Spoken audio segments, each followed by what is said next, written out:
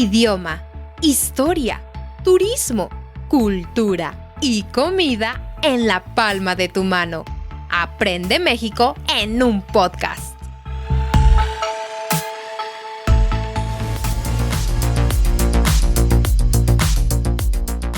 Hola, hola, mis queridos escuchas, ¿cómo están? Bienvenidos a otro episodio de Aprende México en un podcast. Mi nombre es Perla Muciño y me siento muy feliz de estar aquí con ustedes en esta maravillosa y calurosa noche, por cierto. Como siempre, cada noche me acompaña Alberto Muciño. ¿Cómo estás, Alberto? ¿Qué tal, Perla? ¿Cómo estás? Muy buenas noches. Sí, efectivamente, mucho calor. Probablemente impulsado por las emanaciones del Popocatépetl, que lo tenemos aquí a 70 kilómetros. Pero bueno, eso será tema de otra conversación. Buenos días, buenas tardes, buenas noches a todas las personas que nos escuchan. Gracias por escucharnos realmente. Hoy vamos a tratar algo interesante creo que para cualquier país, pero vamos a hablar específicamente de México. Se trata de el turismo responsable. Así es, queridos escuchas. Entonces, esta palabra engloba como muchas cosas, pero una de las razones por las que estamos hablando de este tema es porque previamente, capítulos anteriores, hemos hablado sobre el costo de la vida en México y prometimos un episodio donde hablaríamos de el turismo responsable y los efectos también de la gentrificación. Si bien es cierto que de manera estricta el turismo responsable no habla específicamente de la gentrificación, está, como nosotros decimos, tomado de la mano. No puede ir uno sin el otro. Y en este episodio vamos a aclarar muchas cosas de cómo y por qué. Y por supuesto también vamos a hablar de cómo este turismo responsable puede prevenir un poco los efectos de la gentrificación. Pero primero que nada, ¿qué es el turismo responsable, Alberto? Bueno, aquí vamos a hacer un poquito de historia y vamos a comenzar desde que México quiso hacer potencia el turismo debido a lo hermoso que es México, todas las playas, todo lo que tiene México. Inicialmente, allá por la década de los 60, el turismo de México se recargaba principalmente en las playas. Estaba el famoso lema de sol, arena y mar, que todo se recargaba en las costas. Entonces prácticamente el turismo, si ustedes ven películas de aquellos entonces, todo se trata de playas, todo. Turismo local y turismo internacional. Todo se va a las playas. Ahí fue donde se hizo muy famoso Acapulco. Se conoció a nivel mundial Acapulco porque todo era playas en México. Después, cuando entra el siglo XXI, ya a partir de los 2000, cambia y ahora ya no se trata de explotación de costas porque hubo mucha explotación de las costas. Ahora se trató de generar experiencias positivas. Ahora los productos turísticos eran de mayor calidad y se trataba de identidad cultural, hacían conciencia social y ambiental. Se monitoreaban, por cierto, todos los impactos ambientales y sociales para que siempre tuviera el turista una mejor experiencia. Y ya por último, ya en últimas fechas, cambia toda la escenografía del turismo responsable y ahora se generan encuentros respetuosos con la naturaleza y se hace un mayor reconocimiento al valor de la cultura rural. Ahí vamos a encontrar conceptos como el turismo de aventura, el ecoturismo y el turismo rural. Así es, queridos escuchas. Entonces todo comienza con cómo darle fuerza turística a un país que de hecho siempre ha tenido gran potencia turística, porque el turismo en México siempre ha abarcado entre el 9 y el 11% de todo el Producto Interno Bruto de México, pero sí, es muy, muy importante cómo se ha cambiado y se ha modificado esta fuerza del turismo en México. Cómo primero y originalmente se genera alrededor de las playas, de la fiesta, de los spring breaks, de las vacaciones y los cruceros, y de repente se va como explotando, como enriqueciendo todo lo que México puede ofrecer. Entonces, comenzando con el proyecto de ecoturismo, que fue como los primeros pasos del turismo responsable, ¿no, Alberto? Con la visión del ecoturismo. Sí, recuerda que allá por los 60s, cuando se hablaba nada más de playas, pues se hacía todo lo que se podía humanamente posible hacer con una playa. Se contaminaba, se explotaba, se tiraba basura, no nada más dentro del mar, fuera del mar. Entonces era todo un caos. Ya entra el ecoturismo y dicen, señores, ahora vamos a cuidar la naturaleza, porque si no nos vamos a quedar sin turistas, los turistas se van a quedar sin lugares a donde esparcirse. Exacto. Entonces, esto se iba dando desde muchos años antes, pero allá por 1987, un lugar muy especial en Yucatán de Siancán, ¿sí? Es una reserva natural. En ese momento se considera un patrimonio natural de la humanidad por la UNESCO. La UNESCO me cae muy bien, Alberto, ¿sí? Y entonces dice, oigan, ¿saben qué? Esperen, esta zona de Siancán, ¿sí? Tiene que ser protegida. Y tiene que ser protegida porque es patrimonio de la humanidad natural. Y como tal no va a poder como regenerarse, necesita ser protegida por nosotros mismos. Entonces alrededor de eso empieza como una campaña donde, querido turista, puedes venir a México, por supuesto, sí, pero con ecoturismo responsable, ¿no? No tires basura, etcétera, lo que acaba de decir Alberto. Y a raíz de esto se genera como en otros lugares. Yo, soy testigo de esto. Yo, nací en 1967, pues me toca toda esa época. Y sí me tocaba como turista, cuando yo era un niño, ver un turismo muy diferente al actual. Antes, pues, como les decía, se contaminaba mucho, pero tampoco se respetaba nada. Por ejemplo, hay un santuario donde las tortugas se reproducen. Y todo mundo cazaba tortugas, estuvieron a punto de extinguirlas. ¿Por qué? Porque el turista pedía los huevos de tortuga para comer. ¿Por qué? Porque era un platillo exótico. Y entonces como que no se respetaba mucho ni la naturaleza, ni la vida silvestre que había, y mucho menos a las etnias originarias de México. También las maltrataban, no las tomaban en cuenta. Llegaban, por ejemplo, y ahí hay un caso, probablemente pueda ser tomado Cancún, como antes había etnias y de repente llegaban las grandes potencias turísticas a crear ahí. Al hablar de potencias no me refiero a países, me refiero a las grandes empresas turísticas, a las grandes empresas que hacen hoteles y hotelería y todo eso. Llegaban, invadían y les importaba un cacahuate si el pueblo originario de ahí sufría o no sufría, o si lo quería o no lo quería. Todo eso se fue transformando con los años para crear un turismo responsable. Ya no llegas a destruir, ya no llegas a destruir fauna, no llegas a destruir etnias, ya ahora compartes, convives con todo eso. Exacto, así es. Entonces recordemos que en esos tiempos el turismo era como de afuera hacia adentro, ¿no? De las costas de México, y luego se fue haciendo hacia adentro cuando el turismo mexicano decide darle como más fuerza a los pueblos y ciudades de México del centro del país, ¿no?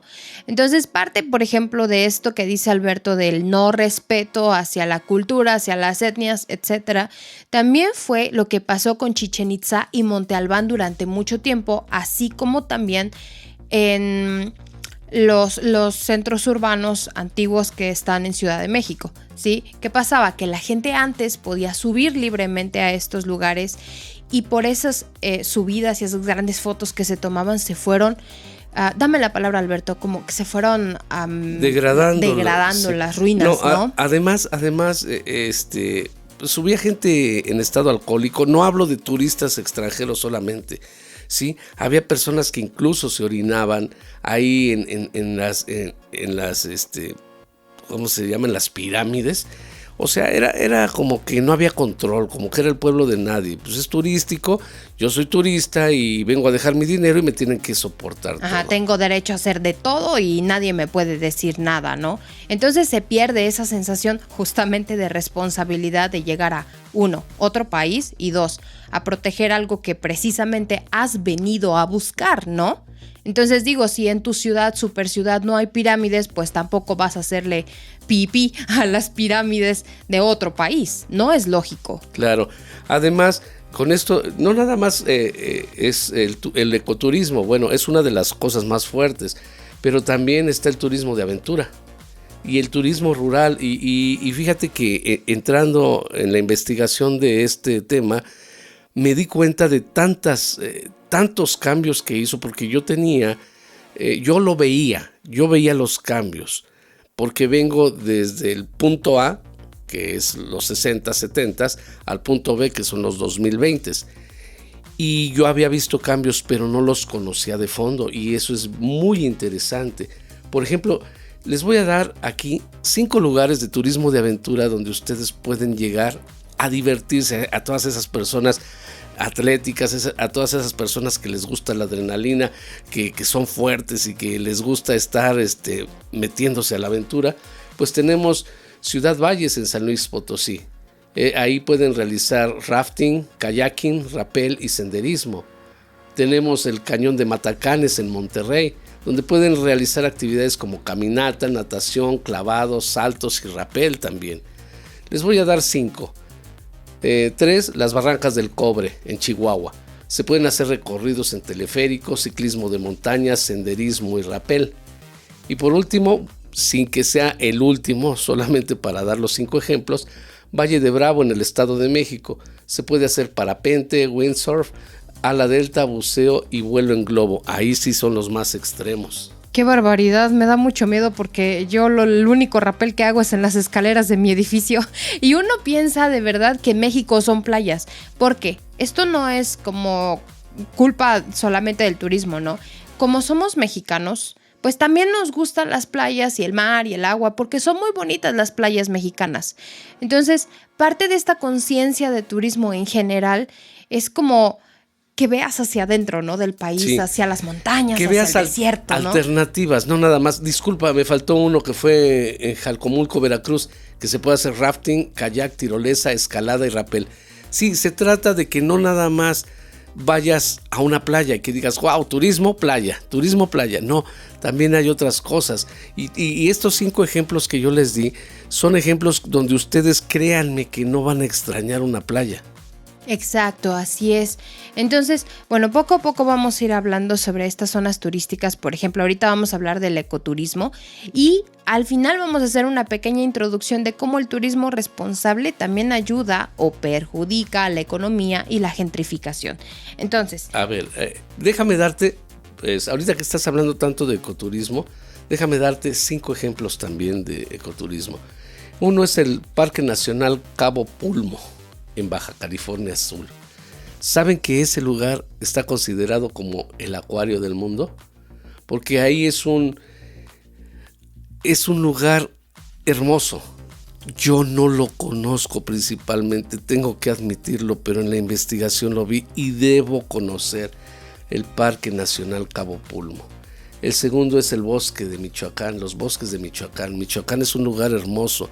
No es solamente lo que dicen las noticias de los noticieros rojos, que hay violencia y todo. También tiene lugares hermosos en Michoacán, como los bosques de Michoacán, la Huasteca en San Luis Potosí, Calakmul en Campeche y Río Lagartos en Yucatán. En cualquiera de esos 5 lugares ustedes pueden hacer un perfecto ecoturismo. Exacto, donde la idea de este ecoturismo es como disfrutar del medio ambiente y el estado natural de un lugar. Obviamente, como se llama ecoturismo, pues vamos a hacerlo de la manera más ecológica y responsable posible. Por ejemplo, hay personas que han venido a México, por ejemplo, a los bosques de Michoacán, que han dicho o ponen comentarios, es que no podemos subir y ver las mariposas y entrar al recinto. Hace muchos años, antes de comenzar con esta idea del turismo responsable, era posible. Pero los científicos determinaron que el exceso de personas que entraban y salían, cambiaban los ritos de apareamiento de las mariposas monarca. Entonces dijeron, ok, está prohibido subir, puedes ver lo que alcanzas a ver y solamente en ciertas épocas, que entre paréntesis no sé decirles exactamente cuáles son, es posible salir a los bosques y subir y ver como en todo el esplendor de las mariposas. Pero precisamente esta situación de yo entro y salgo como yo quiero va cambiando y trastornando el entorno natural de las cosas que visitamos. Así que el ecoturismo en todos estos aspectos y en todos estos lugares, así como en otros, ¿sí? La idea es como sé parte del ambiente, pero respétalo también, ¿no? Entonces, opciones de ecoturismo hay muchísimas, especialmente en México, que tiene una súper biodiversidad. Sí, además del ecoturismo, aquí en México puedes encontrar algo que a mí me pareció nuevo, me pareció algo maravilloso, que fue el turismo rural. Siempre se han olvidado de los pueblos originarios o de los pueblitos, por decirlo de alguna otra manera. Antes de que llegara este tipo de ecoturismo y del turismo rural, por ejemplo, Oaxaca era desconocido. Oaxaca, Chiapas, todo el mundo iba a Mazatlán, iba a Puerto Vallarta, a Acapulco, a Cancún. Y estos lugares, de repente, dijeron, bueno, nosotros también alzamos la mano y queremos mostrar lo que tenemos. Y, por ejemplo, en Oaxaca está la ruta del mezcal. Ahí en Santiago Matatlán es lo que le dicen la cuna del mezcal, y ahí, por ejemplo, la gente que no quiere playas, no quiere aventarse de paracaídas, no quiere meterse a un río, no quiere hacer, se van a rutas turísticas de este tipo, al rural. También van a Tequisquiapan, Querétaro, donde van a encontrar mucho vino, las cascadas de Tamazopo en San Luis Potosí, las 6 rutas rurales de Milpa Alta y la ruta del café en Chiapas. Son probablemente nuevas ideas que le estamos dando al turista, porque no nada más es esquiar, no nada más es estar en la playa o aventarte de un paracaídas. También están estos, y que son de veras, son muchos lugares que puedes disfrutar. Creo que también, no sé qué se considera Zacatlán de las Manzanas, que creo que es un lugar hermoso para visitar.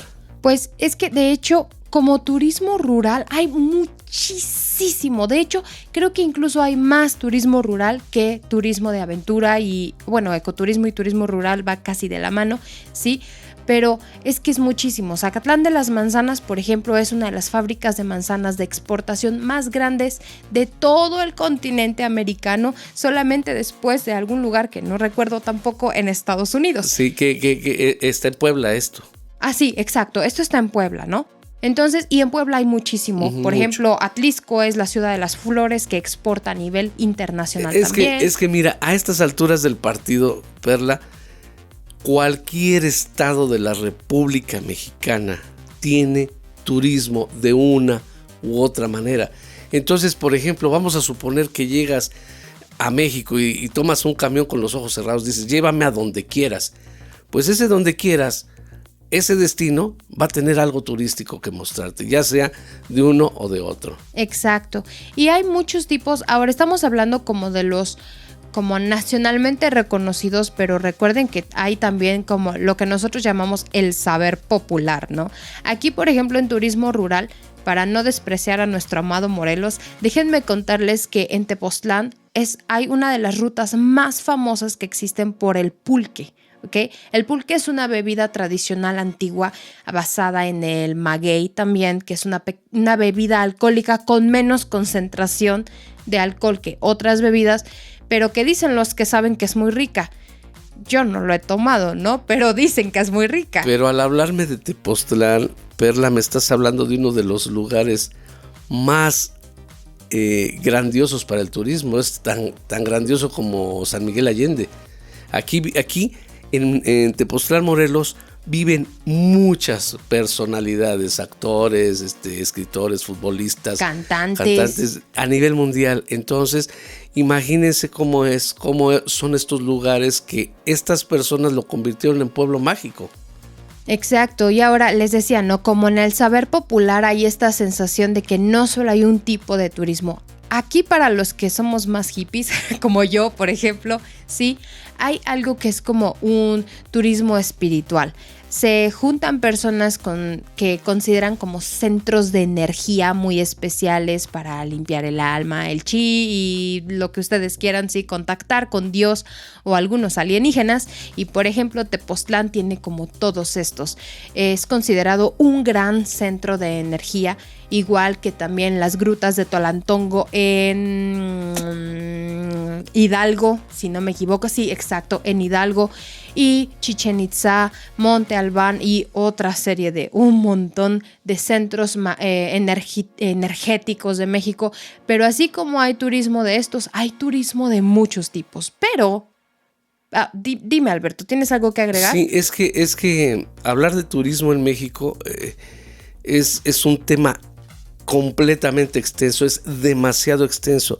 No por nada representa casi el 10% del Producto Interno Bruto de México. Nada más les comento esto. Lo que mandan las personas de Estados Unidos, esas remesas económicas, lo que se cobra en impuestos y el turismo son los 3 motores económicos de México. Y, bueno, sí, se me había olvidado el petróleo, pero eso también entra como que parte de impuestos y todo eso. Pero imagínense un país que tiene uno de sus ingresos más grandes en el turismo. Señores, México es un lugar para turistear y los mexicanos estamos preparados para recibir turistas, independientemente de las propagandas que se quieran generar, a veces muy negativas sobre México. Y sí pueden ocurrir situaciones pues un poco lamentables, pero son muy contadas, como pasaría en cualquier parte del mundo. Pero no, en realidad México es turístico. Y si tú, por ejemplo, eres una persona que eres de la nueva ola turística, tú sabes lo que es el turismo responsable y sabes que vas a encontrar en México muchas cosas, aparte de playas.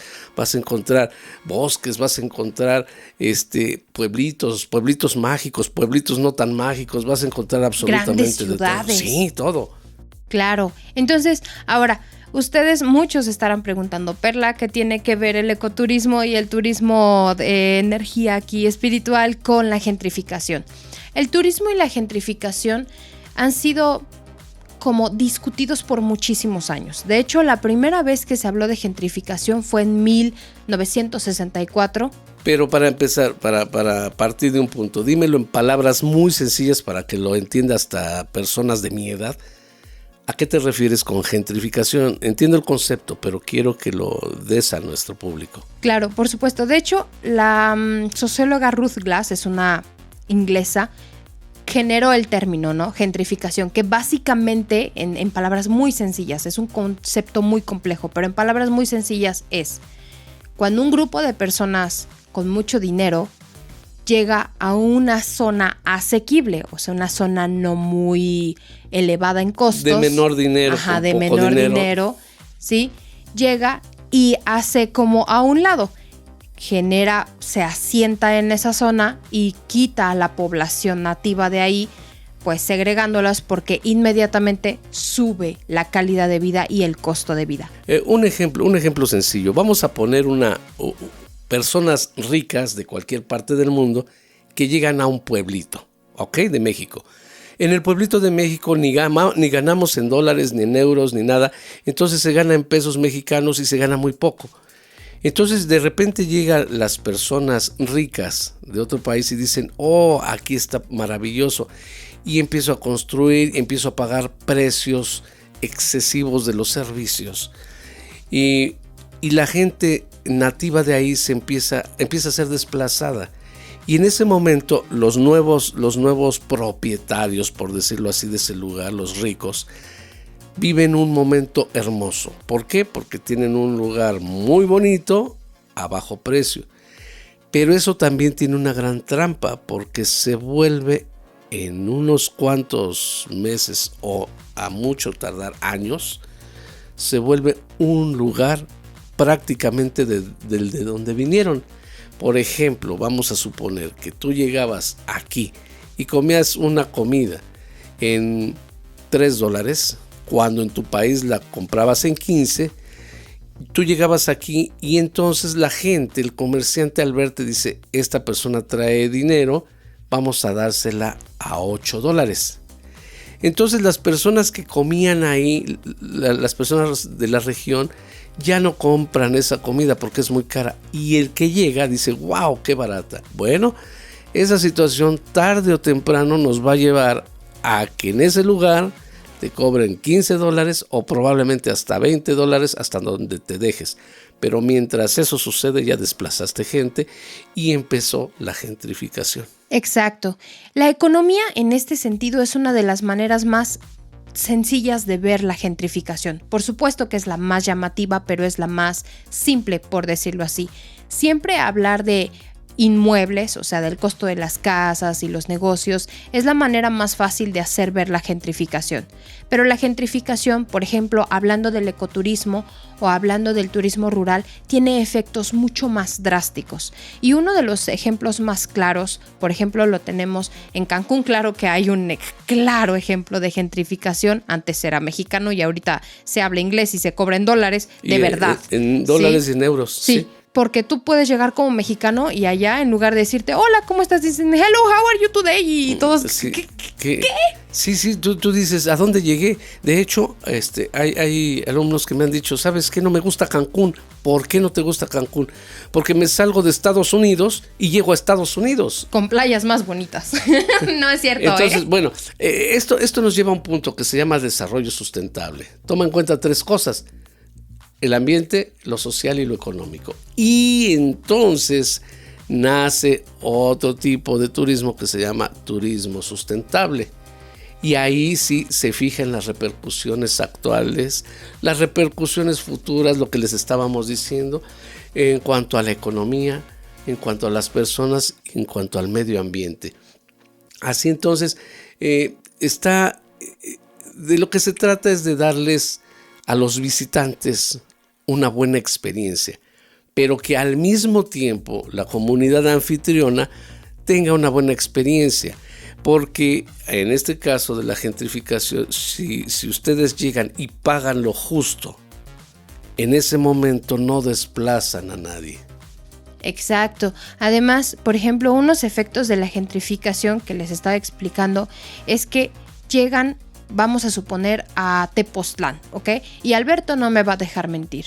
Tepoztlán es conocido por una cosa muy especial entre las personas de México, y es que tiene caminos empedrados, o sea, con piedras así como en la calle. Sí, en vez de poner pavimentos, había un tipo de construcción antes, ahí del tiempo de la Revolución, donde para poder pasar ponían piedras, las pegaban con algo y entonces a ese tipo de caminos se les llaman caminos empedrados. Exacto. Eso es una de las cosas ricas de Tepoztlán. De hecho, uno piensa en Tepoztlán y si a mí me preguntas, yo cierro los ojos y lo primero que veo es, por supuesto, un cerro muy bonito, pero calles empedradas.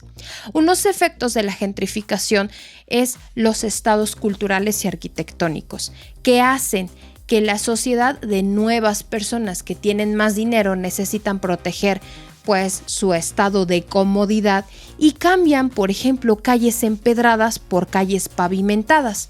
Y de repente el Tepoztlán al que tú estabas acostumbrado, ese que te gustaba visitar por su autenticidad y sus rasgos específicos, como por ejemplo las calles empedradas, de repente ya no están. Y ya entras a una ciudad. Esto es un ejemplo, ¿no? Porque Tepoztlán es muy, muy fuerte con sus costumbres. Pero entras a pueblos donde ya no se siente ese sabor natural y autóctono de ese pueblo. Ya sientes como que entraste a una ciudad con cara de pueblito. Y entonces la gentrificación comienza a cambiar culturalmente y tradicionalmente un lugar. Ya no solo se trata de dinero y desplazamiento, sino de transformación de una cultura. Entonces, en otro episodio de turismo vamos a hablar ya con profundidad de los efectos de la gentrificación y cómo prevenirlos. Pero hacer turismo responsable es el primer paso. Sí, de hecho van pegados uno con otro. Turismo responsable con gentrificación. Aquí estamos abordando única y exclusivamente el tema económico y social.